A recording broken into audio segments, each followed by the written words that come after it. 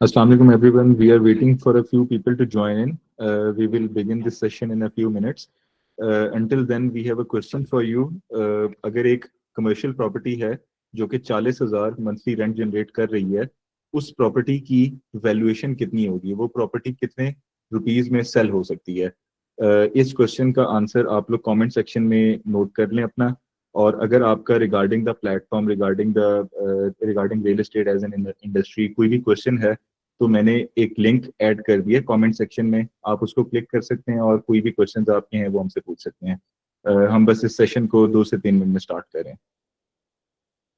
Assalamu alaikum ji. Thank you, Saad, and thank you everyone for joining in today. I will be talking about how we should value real estate, specifically commercial real estate को हम देखेंगे आज as a case study, and for that we've prepared some material. Just to let everyone know, हमारा जो आज का flow of the webinar होगा उसके अंदर we'll be explaining some part of what DAO is and how DAO works, and that's just the initial bit. उन लोगों के लिए जो हमारे वेबिनार को वीकली ज्वाइन करते हैं और they want to learn about what we do, how we work, so उनके लिए भी this is an opportunity to collectively learn about हम लोग क्या कर रहे हैं. एंड फॉर अदर्स जिन्होंने वैल्यूएशंस के लिए इस चीज़ को ज्वाइन किया है और जो हमारा इंफॉर्मेटिव सेक्शन है अबाउट आवर जनरल रिसर्च, उनके लिए we have something prepared and I would love to show you all. So just a second while I share my screen. Saad, if it's visible तो मुझे आप बता दो कि it's visible for everyone and then I'll start. It's visible. सही जी. So हम लोगों का आज का session is about the 360 approach to get to know about the risks and how to value commercial properties. एक interactive question आपसे इन सब ने पूछे और I was looking at the comments, कुछ लोगों ने respond भी किए, जवाब भी दिए उसके ऊपर. आज हम इसी नंबर के ऊपर कुछ calculations करेंगे, तो excited to tell you all about that. So हमारा flow होगा about the fundamentals of DAO PropTech, blockchain and real estate specifically, methods to evaluate commercial property, strategy क्या होनी चाहिए to maximize passive income, एक ऐसी amount जिसके लिए हम actively काम नहीं कर रहे and we're making money work for us. So इसकी क्या strategies हैं, क्या आपके पास options हैं, उस पर भी हम थोड़ी सी बात करेंगे. और co-working spaces का बड़े ही एक इंटरेस्टिंग ट्रेंड है, सो उसके ऊपर भी let's have a look what the world is doing and how it's working. So DAO PropTech एक डिजिटल प्लेटफॉर्म है and it's here to change our real estate world through technology. Real estate के कुछ inherent issues थे and उनको हम discuss करते हैं one by one and let's see technology in सब इश्यूज को कैसे सॉल्व करी है. सो सबसे पहला मसला ये है कि रियल एस्टेट हमारे मुल्क में एक तरह से एलीट कैप्चर है. It's accessible to only few. Land was given to humans by God, but why do not everyone have that opportunity कि वो इस लैंड को ओन करे? He owns a part of it. It's only reserved for a few जिनके पास यहाँ पे wealth है. सो इसी एक्सेसिबिलिटी के इशू के साथ हाई टिकट एंट्री भी एसोसिएटेड है, जो इसका दूसरा मसला है कि प्राइस पॉइंट इतना हाई है कि हमारे मुल्क की आधी आवाम तो इसको वैसे ही नहीं ले पाती. एंड जब कोई लेने का फैसला कर ले, तो since there was no system build around this industry, so इसके अंदर रिस्क ऑफ फ्रॉड भी रहता है, हमारे पास ट्रांसपेरेंसी के काफ़ी से इश्यूज आते हैं.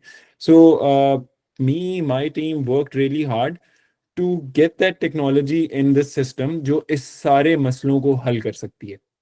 And for the last 4 years, we've worked really hard proving how this can be done. So इसके ऊपर हम थोड़ी सी बात करते हैं. So DAO PropTech basically tokenization के ऊपर काम करते हैं. What is tokenization और ये development के अंदर किस तरह से काम करती है. So किसी भी physical चीज़ को अगर हम digitally represent कर दें और उसके टोकन्स बना दें जो ट्रेडेबल हों किसी भी प्लेटफॉर्म के ऊपर, इसको टोकनाइजेशन कहा जाता है. If you can C over here जो टॉप राइट पे एक एनिमेशन चल भी रही है, सो ये एक टोकनाइजेशन का केस है जहां पे एक फिजिकल प्रॉपर्टी के डिजिटल टोकन्स बन गए और वो एक प्लेटफॉर्म के ऊपर ट्रेडेबल बन चुके हैं. तो इसकी एग्जांपल हम एक इनहेरिटेंस के केस से भी देते हैं कि एक घर है और उस घर के चार लेट्स सपोज ओनर्स हैं जिन्होंने उसको इनहेरिट किया। सो इस इनहेरिटेड प्रॉपर्टी के अगर हम टोकन्स बना दें और डिजिटली इसको ट्रेडेबल बना दें और रिप्रेजेंट कर दें कि चार लोगों में क्या डिस्ट्रीब्यूशन है ऑफ दैट, सो ये एक टोकनाइजेशन होगी ऑफ इनहेरिटेंस केस। इन चारों लोगों के पास कुछ एरिया राइट्स आ चुके हैं जो अब हम डिजिटली एक सेफ सिक्योर सिस्टम के ऊपर रिप्रेजेंट करें और ट्रांसपेरेंट बना रहे हैं for all of them to see. So they have the right to own this house collectively, which is number one. They have the right to receive rent from this house. जब भी ये घर किराए पे लगेगा तो इन चारों का जो भी हिस्सा है उसके हिसाब से इनको रेंट मिलेगा। They have the right to sell this house. जब भी ये बिकेगा इन सबको पैसे मिल जाएंगे। And they have the right to transfer this house to someone else, चाहे वो इनकी अगली जनरेशन हो या जो भी हो। सो ये सारी चीज अगर हम सिर्फ एक मैनुअल एंट्री के बजाय डिजिटली करें और इसको एक दूसरे के लिए ट्रेडेबल भी बना दें कि एक बंदा दूसरे को अपना हिस्सा बेच सके ऑनलाइन, दुनिया में कहीं से भी बैठे हुए किसी भी जगह से, और एक ऐसा निज़ाम हो जहां पे वो इसे ट्रैक कर सकें, तो this is essentially tokenization of one property. DAO PropTech ये सारा काम डेवलपमेंटल प्रॉपर्टीज के लिए करता है through its platform. By developmental properties बनती हुई बिल्डिंग्स, तामीराती काम जितना भी हो रहा है उसके ऊपर हमने ये सारी चीज टेस्ट की for the past 4 years and it was a successful test जिसके अंदर हमारे पास मल्टीपल सक्सेस स्टोरीज हैं। नाउ ये सारी की सारी चीज ब्लॉकचेन टेक्नोलॉजी के ऊपर होती है जो यहाँ पे लिखा हुआ भी आ रहा है। It's a alien word for a lot of people, so मैं इसको थोड़ा सा एक्सप्लेन कर देता हूँ। So this technology is basically a database जिसको टेम्पर नहीं किया जा सकता, जो एक अखबार की तरह डेटा को छापती है। इस पे जो भी सारा रिकॉर्ड है वो हर यूजर के लिए पब्लिकली पोस्ट होता रहता है। एंड इसके मल्टीपल यूज केसेस हैं दुनिया में, इसको काफ़ी सी चीज़ों के लिए इस्तेमाल किया जा रहा है। क्रिप्टो पूरी की पूरी इस पर्टिकुलर टेक्नोलॉजी के ऊपर चल रही है। ब्लॉकचेन सिस्टम्स को डिफरेंट और जगहों पे भी यूटिलाइज किया जा रहा है। बैंक्स इसको अडेप्ट करें for anti money laundering systems जहाँ पे वो मनी ट्रेल मेंटेन कर सकें।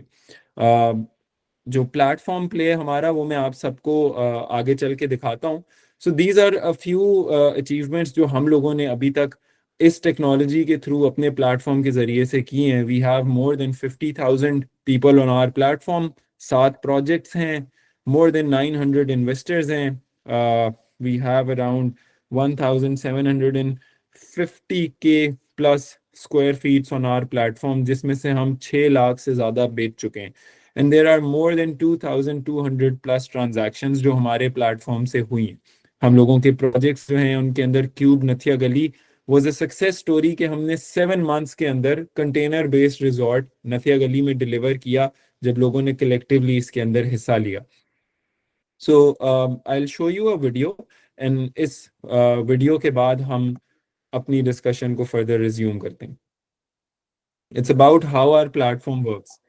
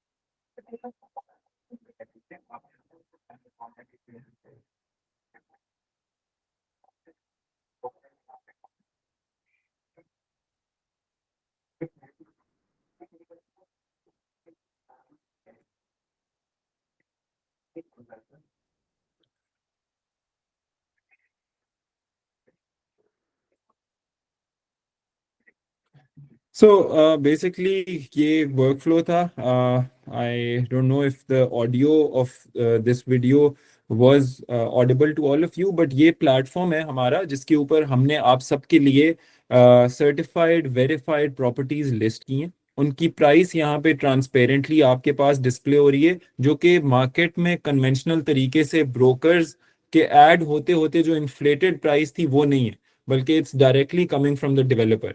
सो आप इसके ऊपर इसको एक इस सिनेरियो से इमेजिन करें कि booking.com की वेबसाइट के ऊपर अक्सर अगर हम होटल्स के रूम्स को देखें, so they're often cheaper than the price जो कि हमें उस होटल से डायरेक्टली मिल रही होती है, क्योंकि वो एक प्लेटफॉर्म है जो कलेक्टिवली लोगों की होने की वजह से निगोशिएट कर पाता है with all of the hotel brands. So हम लोगों ने लोगों के बिहाफ पे एक ऐसा प्लेटफॉर्म बना दिया जो लोगों को उनकी बाइंग जर्नी में फैसिलिटेट तो कर ही रहा है, बट 50,000 यूजर्स के होने की वजह से हमें हेल्प करता है कि हम बेस्ट रेट्स उनके लिए नेगोशिएट कर पाएं फ्रॉम द डेवलपर्स.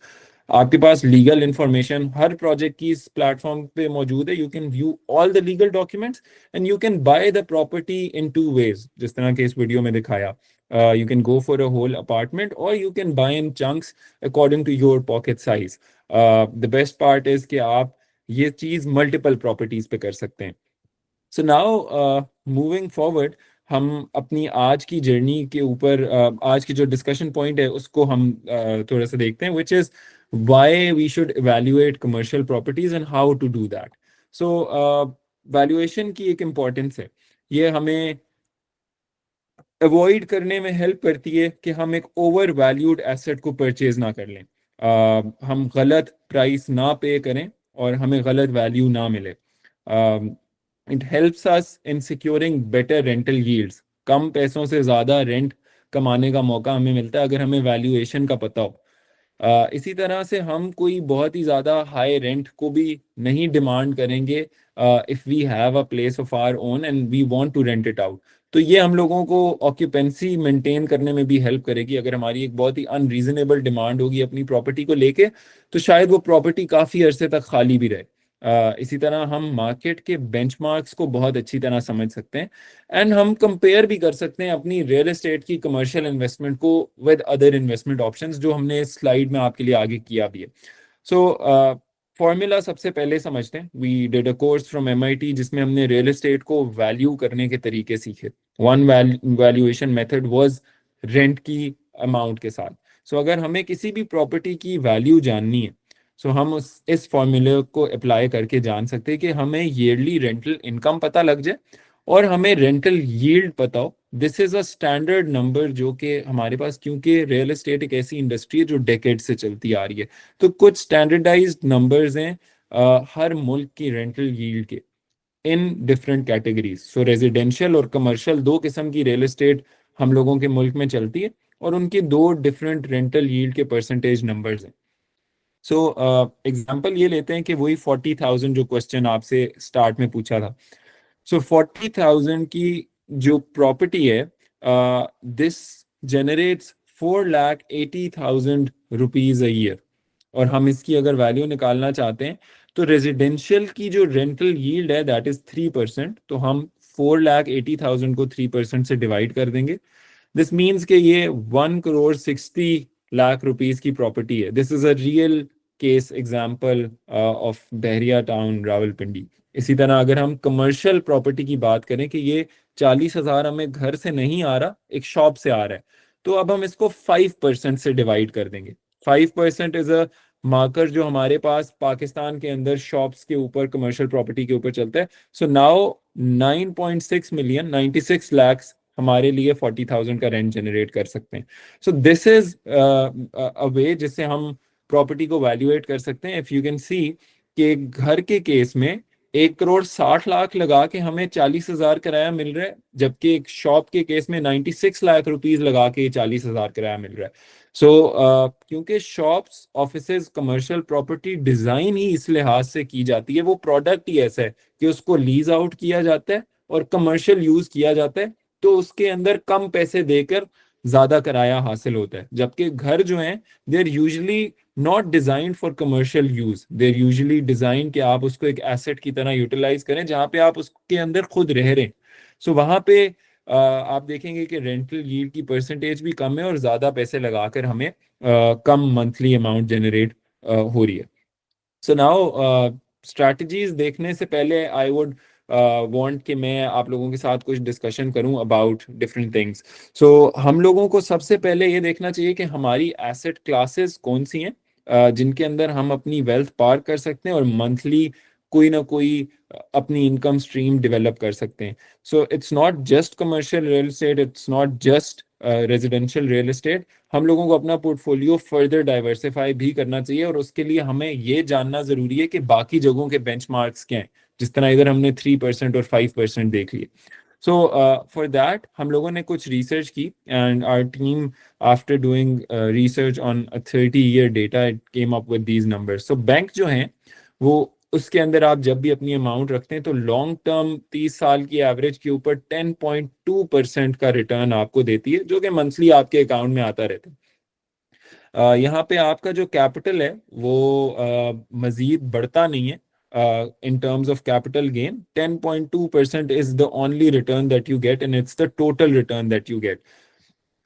जबकि स्टॉक मार्केट की अगर हम बात करें तो कुछ स्टॉक्स होते हैं जो डिविडेंड पे करते हैं, हमने 30 ईयर की एवरेज ली हुई है। सो 4% का रिटर्न आपको मिलता है स्टॉक मार्केट के अंदर ऑन एवरेज। इसके हाईज एंड लोज काफ़ी होते हैं क्योंकि ये बहुत वॉलेटाइल किस्म की एसेट क्लास है, बट ये एवरेज नंबर है जिसमें आपका स्टॉक 4% का तक का आपको डिविडेंड देता है ईयरली और आपको 13% तक की अप्रिसिएशन देता है सालाना। यानी अगर आपके पास 10 लाख होंगे तो ये आपको 4% ऑफ 10 लाख, जो कि तकरीबन 40,000 बनता है, वो देगा आपको इन टर्म्स ऑफ डिविडेंड, यानी 40,000 in 1 year and then 40,000 divided by 12 तो मंथली अमाउंट आपको देगा।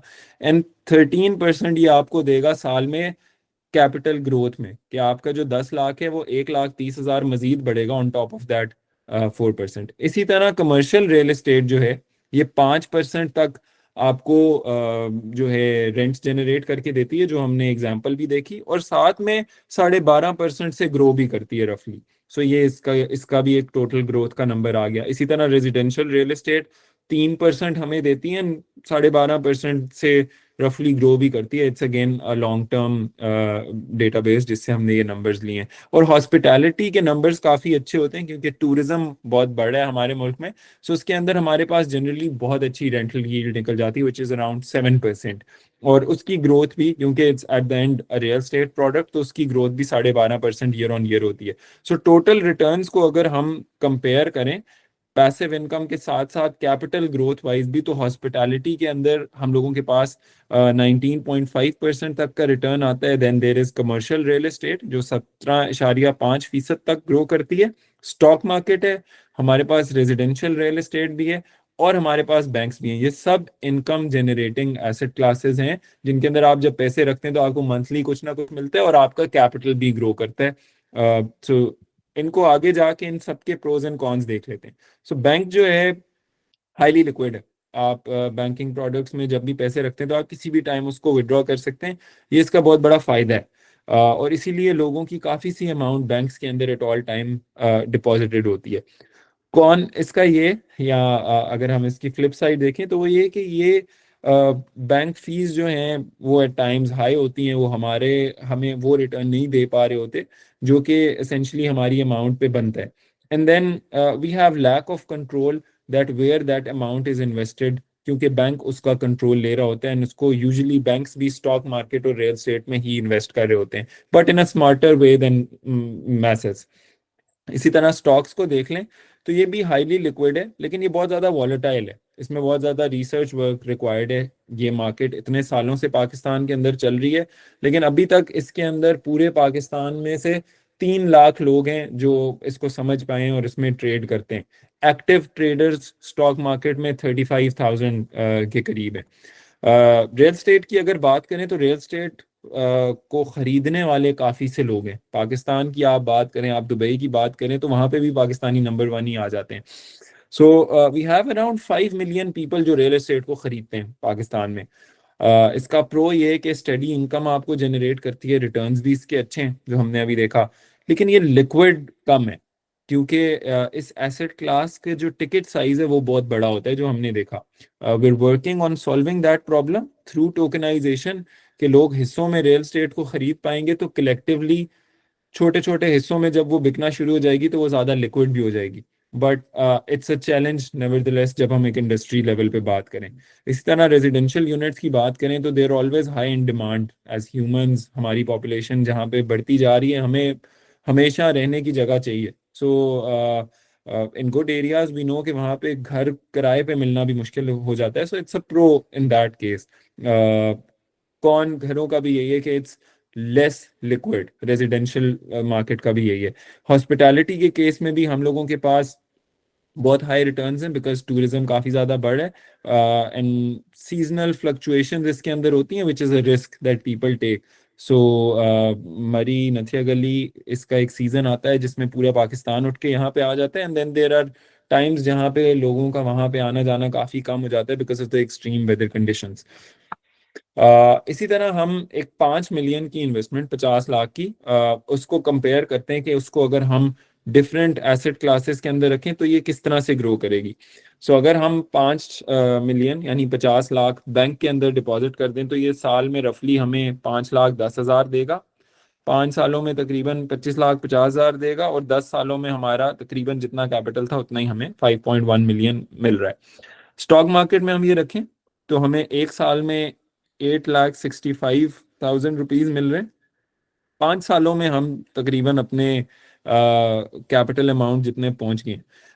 एंड 10 साल के आरओआई को अगर हम देखें तो हम ऑलमोस्ट 8.7 मिलियन 9 मिलियन के करीब पहुंच चुके हैं अगर हम इसको राउंड ऑफ करें। इसी तरह कमर्शियल रियल एस्टेट को देखें तो उसके नंबर्स भी बहुत ज़्यादा सिमिलर हैं to stock market, but the difference is के स्टॉक्स को समझना मुश्किल है and it's a different type of asset. ये एक पेपर एसेट है, कंपनी के शेयर्स आपको फिजिकली नजर नहीं आते। Real estate is something that is tangible, जो आपको आंखों के सामने नजर आ रही है, you can use it, you can see it, you can basically utilize it in a better way। इसी तरह रेजिडेंशियल को अगर हम देखें तो आपके 50 लाख आपको तकरीबन 10 साल में 7.7 मिलियन तक का आरओआई दे सकते हैं। एंड हॉस्पिटैलिटी के नंबर्स काफ़ी अच्छे हैं, इट्स ऑलमोस्ट कि आप 10 सालों में अपने पैसों को डबल कर रहे हैं when you compare it with the rest. अब कोवर्किंग स्पेसेस के ऊपर मैं आप सबसे बात करना चाहूँगा जो कि एक केस स्टडी है जिसके ऊपर हम लोगों ने प्रोजेक्ट्स भी किए हैं दो एज डाउ प्रॉपर्टिक्स, और इसके अलावा हम लोगों ने कुछ रिसर्च भी कंडक्ट की है। सो हम लोगों ने देखा कि ऑफिसेज जो हैं वो बड़े कन्वेंशनल तरीके से चल रहे थे, हाउएवर लोगों का जो ट्रेंड था वो काफ़ी ज़्यादा काम करने का जो तरीका था वो काफ़ी ज़्यादा वक्त के साथ चेंज कर रहा था, and that was bringing in new trends with respect to their requirements. So अब अगर हम देखें तो हमारे पास काफ़ी ज़्यादा फ्रीलांसर्स हैं, काफ़ी ज़्यादा लोग हैं जो वर्क फ्रॉम होम करते हैं, काफ़ी ज़्यादा ऐसी इंटरनेशनल कंपनीज हैं जिन्होंने यहाँ पे लोगों को हायर किया हुआ है। उन लोगों के डिफरेंट स्टार्टअप्स हैं यहाँ पे हमारी बिजनेस कम्युनिटी में कुछ लोगों के, एंड कुछ लोग यहाँ से बाहर के यूएस बेस्ड स्टार्टअप्स के अंदर भी काम करें। So all of them want some flexible short term rental type properties which are well manage, जहाँ पे वो अच्छी तरह नेटवर्किंग कर सकते हैं, और जो कि एक प्रीमियम फैसिलिटी भी है but at a lower cost. So let's see कि ये कैसे होता है। सो हम लोगों ने जो है दफ्तर खान के साथ पार्टनरशिप की हुई है। दफ्तर खान इज़ अ ब्रांड जो कोवर्किंग स्पेसेस को चला रहा है पाकिस्तान में और काफ़ी अच्छे से मैनेज कर रहा है। So again it's catering to all those needs के शॉर्ट टर्म कमिटमेंट्स पे लोगों को जगह चाहिए, उनको लोअर कॉस्ट चाहिए। वो अगर हम ये सारी चीज़ें उनके लिए इनेबल कर पाएँ तो हम अपनी रियल एस्टेट को बेहतर इस्तेमाल करवा सकते हैं। So usually occupancy rates of दफ्तर खान आर अराउंड 85 to 95%, और इस सब की वजह से जब एक रियल एस्टेट बेहतर तरह से इस्तेमाल होती है तो वो एक हायर रिटर्न जनरेट करने का पोटेंशियल भी रखती है। नाउ लेट्स सी, एक हम लोगों ने इस पे डिफरेंस का चार्ट बनाया आप सबके लिए ताकि आप इसको देख सकें। सो सबसे पहले कन्वेंशनल ऑफिस सेटअप को हम देख लेते हैं. सो अगर आपने ऑफिस सेटअप करना है, you need furniture, you need office staff, you need maintenance, you need bills for electricity, gas, tax, each and everything. So ये 1 से 2 million प्लस का सेटअप है जो आपने अपफ्रंट करना है. इस पर्टिकुलर केस में आप एक लॉन्ग टर्म कॉन्ट्रैक्ट भी करते हैं कि जब मैं इतने पैसे लगा रहा हूँ और मैं एक जगह को ले रहा हूँ, सो इट्स हाईली प्राइस, जिसकी कॉस्ट काफ़ी ज़्यादा है. अडेप्टेबिलिटी बहुत ही लिमिटेड है. आप कुछ ही चीज़ें जो अब एक दफ़ा जब आपने सेटअप कर लिया तो उसके अंदर चेंज कर सकते हैं. एंड यहाँ पे कम्युनिटी और नेटवर्किंग बहुत ही कम हो जाती है क्योंकि आपकी एक अपनी ऑफिस स्पेस है. सो इसके अंदर आपकी कंपनी ही काम कर रही है, मल्टीपल कंपनीज नहीं करी. Now let's look at co-working spaces जहाँ पे एक छत के अंडर, एक स्ट्रक्चर के under there are multiple companies working which are enjoying the same benefits. So इसके अंदर आपकी कोई upfront cost नहीं है. You just have to pay for a seat in the office and you can utilize everything: a private room, a common area, a coffee area, a cafe area, and you can network with different people जो कि वहाँ पे काम कर रहे हैं. So short term contracts होते हैं. प्राइस उनकी रिड्यूस हो जाती है क्योंकि उन्होंने किसी भी किस्म की मेंटेनेंस के लिए पे नहीं करना. उनकी कंपनी ने कोई इलेक्ट्रिसिटी बिल्स नहीं देने, उनकी कंपनी ने कोई इनिशियल कैपिटल नहीं इन्वेस्ट करना to set up the furniture and everything. And बहुत ही ज़्यादा अडेप्टेबल है. जिस तरह हमने डिफरेंट जगह देखी, अभी मैं आपको एक वीडियो भी दिखाऊंगा, सो उससे आपको अंदाजा होगा कि how co-working spaces are working and हम लोगों ने जिस तरह से किए उसके क्या रिजल्ट आए. So let's just quickly look at the co-working space जिसके ऊपर हमने काम किया. I just quickly show this video to you and कुछ नंबर्स हम फिर डिस्कस करेंगे.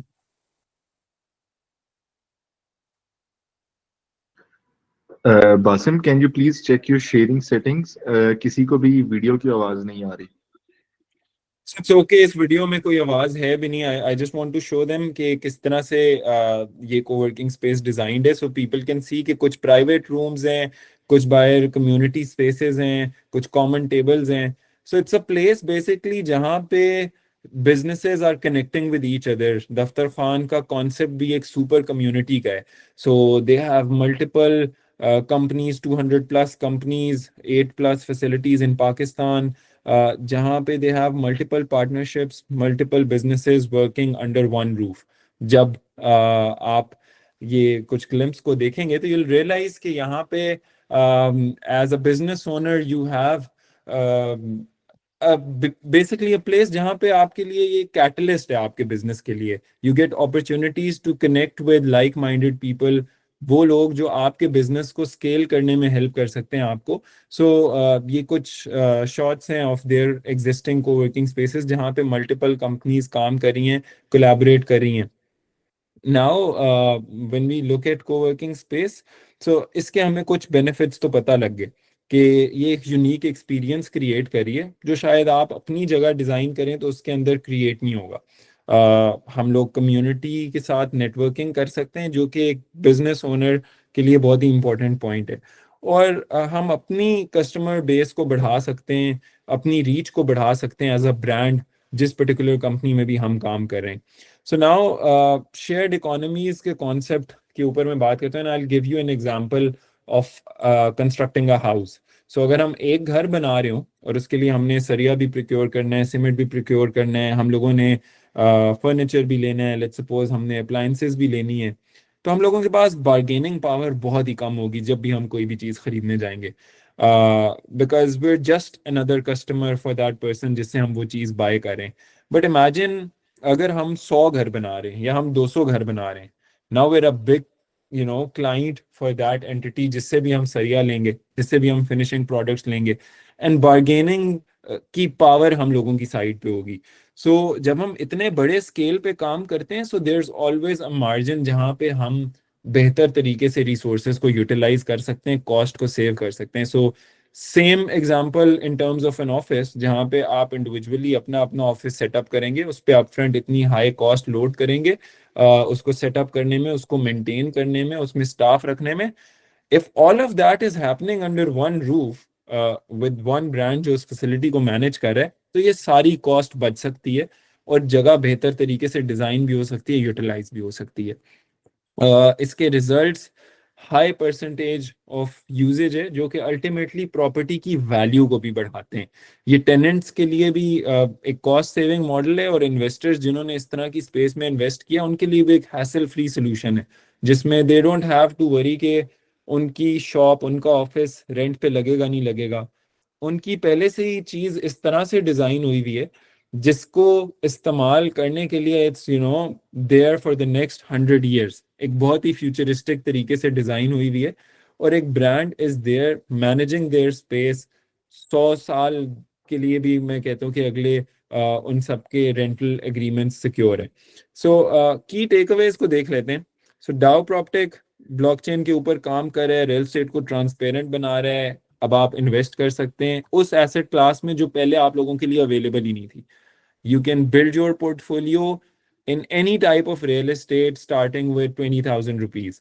प्रॉपर्टी की वैल्यूएशन हमने सीखी, और हमें ये भी पता लगा कि हम लोगों के पास 4 से यूजली 3 से 5% की वैल्यू रियल एस्टेट देती है, 7% हॉस्पिटैलिटी के भी नंबर है, और उसके साथ साथ हमारा कैपिटल भी ग्रो करता है इस चीज में। हम लोगों की पैसिव इनकम की हमने स्ट्रैटेजीज डिस्कस की, जिसमें हमने डिफरेंट एसेट क्लासेस को देखा, जिसमें हॉस्पिटैलिटी एंड को वर्किंग स्पेसेस, ऑफिस स्पेसेस बहुत अच्छा रेंट ऑफर करती हैं। इसी तरह को वर्किंग स्पेसेस के मॉडल को हमने एक्सप्लोर किया कि how does it work. Now, I would lastly, before I take questions from all of you, I would want to show these 4 properties to you. ये हम लोगों के प्लेटफॉर्म पे मौजूद हैं। These are fully completed. These are rent yielding. Broad Peak इसमें से सिर्फ एक प्रॉपर्टी है जो हमारी next month finish हो रही है, and then it will be rent yielding as well. So I'll just quickly tell you guys कि ये क्या है. So Broad Peak एक बिल्डिंग है जो when we purchased the plot of this property, तो हमने दफ्तर खान के साथ एग्रीमेंट कर लिया था, और इसको हमने फ्रॉम इट्स डिजाइन फेज इसका एक एक एलिमेंट को वर्किंग स्पेस के लिहाज से डिजाइन किया। सो it's a very interesting project. 10 साल का रेंट का एग्रीमेंट दफ्तर खान से हो चुका है हमारा। एक्रॉन जो है, दिस इज आर प्रॉपर्टी जो कि हमने दफ्तर खान को बनने के बाद उनके लिहाज से सेटअप करके दी थी। 4 years they've been running this, they are our facility managers, और उन्होंने इस प्रॉपर्टी पे तकरीबन 100% तक की ऑक्यूपेंसी मेंटेन की हुई है, which is crazy. Cube Lahore एक ऑफिस स्पेस है। This is again lease to a tech company जो कि 5 साल के रेंटल एग्रीमेंट पे हमारे पास है। Cube Nathia Gali is our container based resort जो नथिया गली में लोकेटेड है। So all of these properties are a very good, I would say, safe space for you guys to park your wealth and build your passive income portfolio, अपनी second income stream बनाने के लिए। And since you guys attended this webinar, आप लोगों के लिए एक 15% का exclusive discount भी मौजूद है, जिसको आप यहाँ पे मेरी स्क्रीन पे प्रोमो कोड को देख के इसका बेशक आप लोग स्क्रीनशॉट भी ले लें। You guys can email us or you guys can message our team, तो आप ये सबको यूटिलाइज कर सकते हैं on all these properties. तो नाउ आई वुड वांट साथ कि आप जो भी क्वेश्चंस हैं फ्रॉम आवर ऑडियंस वो आप सबके समराइज करें, and let's answer everyone has. Basim, we still have no questions yet. अगर किसी का कोई क्वेश्चन है तो प्लीज पिन कमेंट को क्लिक करें और हमसे वहां पे पूछ लें। अगर साथ यहाँ पे लोग पूछना चाहते हैं तो आई थिंक हम यहाँ पे भी क्वेश्चंस ले सकते हैं। If someone wants to ask तो अनम्यूट कर दें बेशक। या श्योर, मैंने एक्सेस अपडेट कर दी। अगर किसी का कोई क्वेश्चन है तो आप प्लीज अपना माइक अनम्यूट कर लें और यहीं पे पूछ लें। अस्सलाम वालेकुम। तो मेरा वालेकुम क्वेश्चन सलाम। ये है कि हाँ, अभी आप बता रहे थे कि अगर हम प्रॉपर्टी में इन्वेस्ट करना चाहते हैं, जिस तरह आपने भी लिस्ट ऑफ प्रॉपर्टी शेयर की है।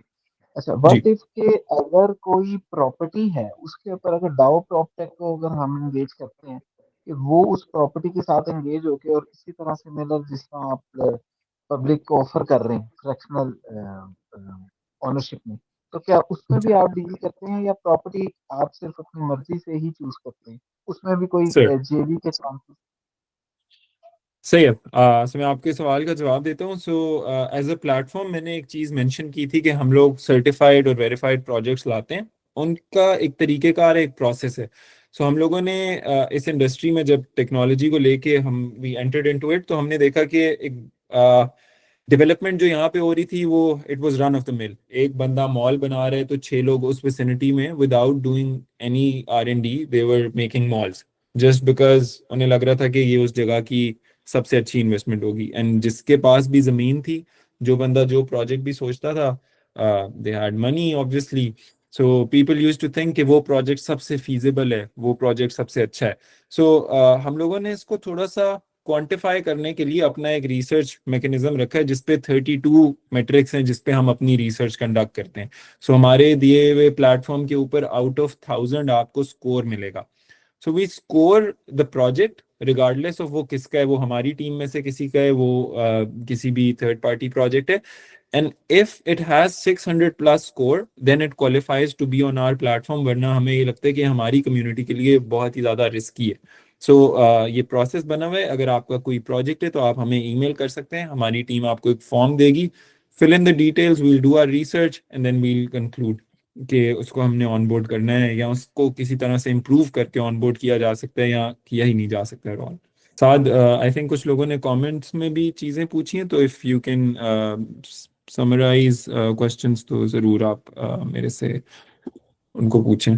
बिल्कुल। उसामा अशफाक साहब का एक क्वेश्चन है, are the tokens identifiable with the relevant properties और are they spread to all the properties? So बिल्कुल, सो हम लोगों ने ना, I will explain the whole structure to everyone, और उसमें मैं इस सवाल को भी आंसर करने की कोशिश करता हूँ। So what we have done is कि हमारे प्लेटफॉर्म के ऊपर हर प्रोजेक्ट एक सेपरेट कंपनी बन के रजिस्टर्ड है। सो ब्रॉड पीक एक अलग प्रोजेक्ट है, क्यूब्ड नथिया गली एक अलग प्रोजेक्ट था, एक्रोन एक अलग प्रोजेक्ट था, जो एंड में मैंने आपको 3-4 दिखाए।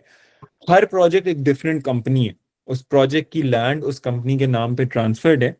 Now the reason why we do this is कि आप डायरेक्टली उस एंटिटी को पे करें जिससे आपको वो टोकन्स ट्रांसफर होने, जिससे आपको ओनरशिप ट्रांसफर होनी है, जिससे आपको आपके एरिया राइट्स मिलने, आप किसी थर्ड पार्टी इंटरमीडिएटरी लेयर में पैसे ना दे रहे हो। Because we seen one of the issues of real estate जो हमने बात की कि फ्रॉड था, उसके अंदर यही होता था कि लोग एक ऐसी एंटिटी को पैसे देते थे जो उसको ट्रांसफर रखने के राइट्स ही नहीं रखती थी।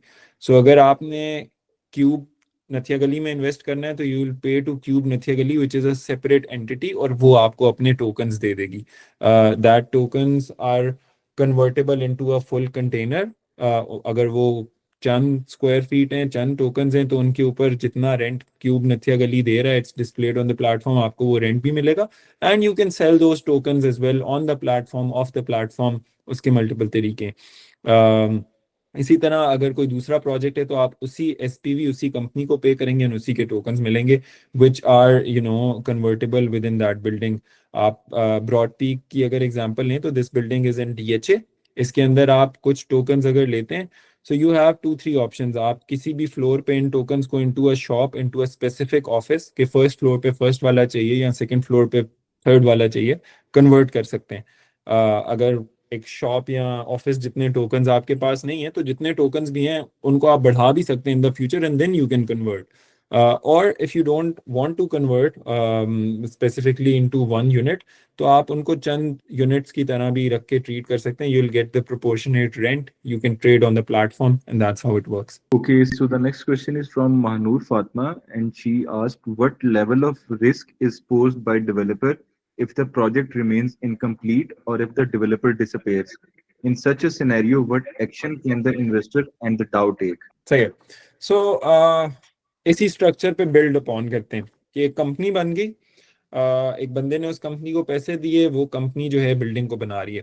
तो सबसे पहली चीज जो इसके अंदर हो रही है वो ये हो रही है कि जो डेवलपर है, he is transferring the land of that project to that SPV. अब it's not in his entity, obviously उसने भी, उसका भी वेस्टेड इंटरेस्ट है। उस डेवलपर ने ये लैंड प्रोक्योर की थी, अब उसने कंपनी को थमा दी है, उस कंपनी ने आगे लोगों को इस लैंड का कुछ कुछ हिस्सा ट्रांसफर भी कर दिया है। So how we manage it is कि हमने अपने प्लेटफॉर्म के बैकएंड पे एक एस्क्रो बेस्ड सिस्टम बनाया हुआ है और टारगेट बेस्ड सिस्टम बनाया हुआ है जो डेवलपर को साथ साथ लेके चल रहा है। सो बेसिकली अंडर डेवलपमेंट ये रिस्क हमेशा रहता है कि एक प्रोजेक्ट जो है वो स्टार्ट हुए, सो इसके अंदर ड्यू टू इकोनॉमिक कंडीशंस कभी भी हालात ऊपर और नीचे हो सकते हैं, एंड दैट्स अ डिस्क्लेमर जो हम भी लोगों को देते हैं। बट इसको ट्रैकेबल रखने के लिए हम लोगों ने ये पूरा सिस्टम बनाया है। सो और इसकी बैकएंड के ऊपर हमने इसको टारगेट बेस्ड इसलिए रखा है कि हर बंदे के लिए इसको देखना और मेजर करना आसान हो जाए। So basically what we are doing is कि हम इस प्रॉपर्टी को स्टेजेस में बनाते हैं. So let's suppose एक बिल्डिंग ने बनना है और हम कहते हैं इसकी 10 स्टेजेस हैं. 1 is land, 2 is जिसके अंदर हम एक्सकवेट करते हैं, 3 is जिसके अंदर हम स्ट्रक्चर स्टार्ट करते हैं, 4 is स्ट्रक्चर बन गया, फिर फिनिशिंग हो रही है, करते करते 10th स्टेज पे डिलीवर हो गया, लोगों को मिल गया. So हर स्टेज पे there is a certain set of work that is to be done and certain set of square foots that are to be sold. So how people get stuck while developing a building is कि वो day one पे सारी building बेच देते हैं and उनके पास day one पे जो फंड्स आते हैं उसको लेफ्ट राइट यूज कर देते हैं and then they don't basically construct the building. और बाद में अगर महंगी हो जाए चीजें तो उनके लिए फीजिबल ही नहीं रहता वो प्रोजेक्ट कंप्लीट करना.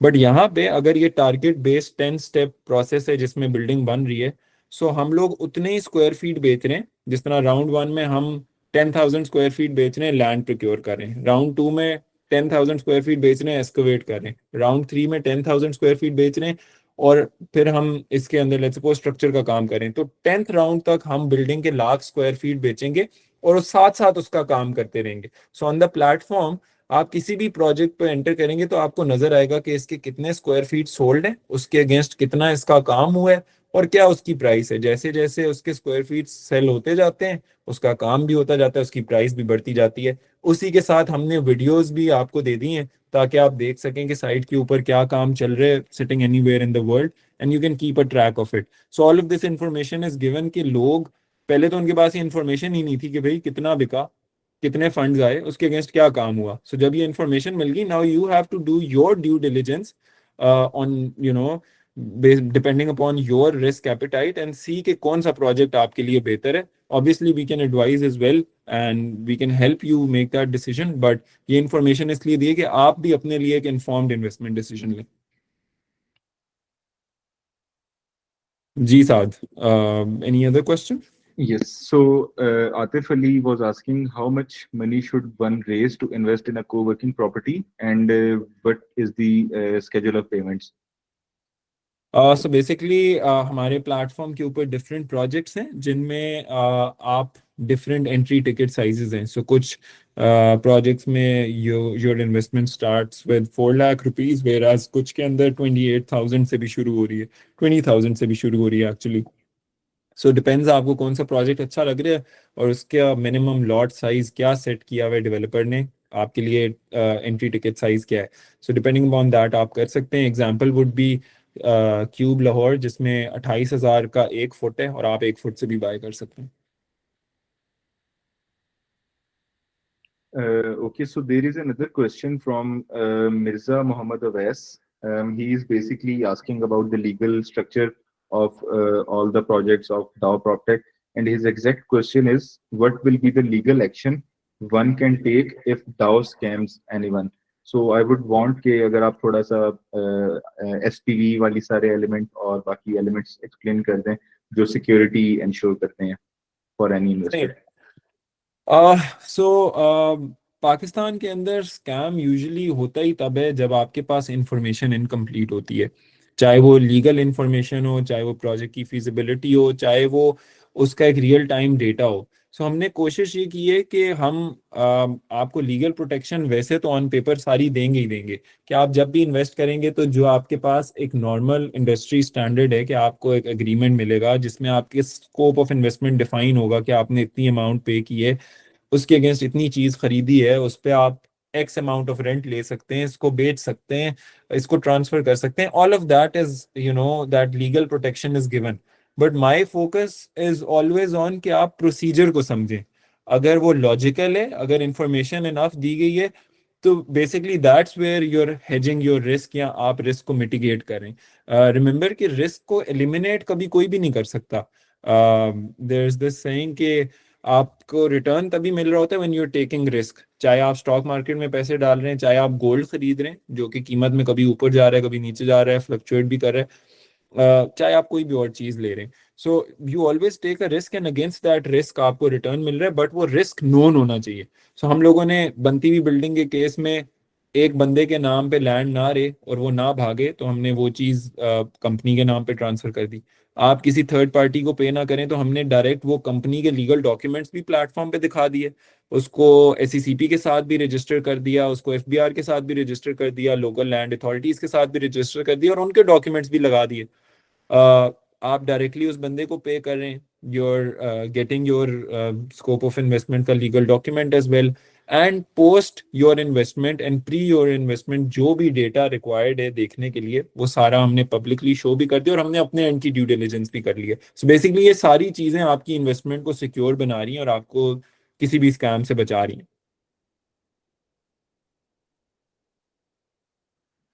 जी There is another question. If one purchase an entire unit or some fractional square feet, what is the documentation that they will receive?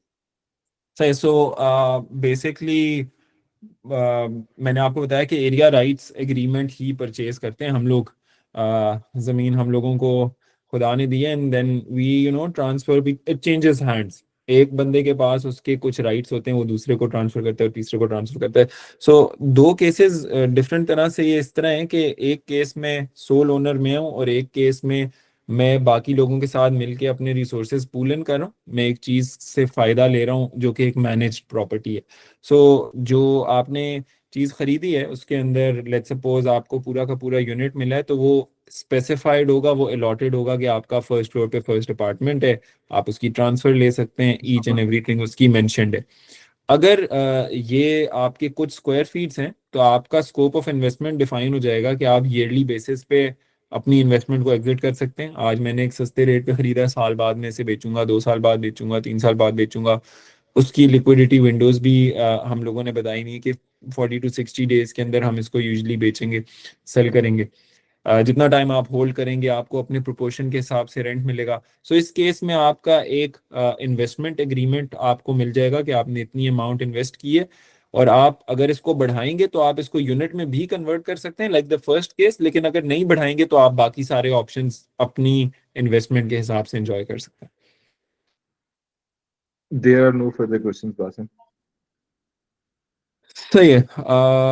I think कि जो भी प्रोसेस रिलेटेड क्वेश्चंस हैं, बाकी सारी चीज़ें, आई वुड लव कि आप सब हमारे यूट्यूब को चैनल को जाके देखें। वहाँ पे हम लोगों ने काफ़ी सारा कंटेंट पोस्ट किया है and get in touch with our team through WhatsApp if you guys have any questions.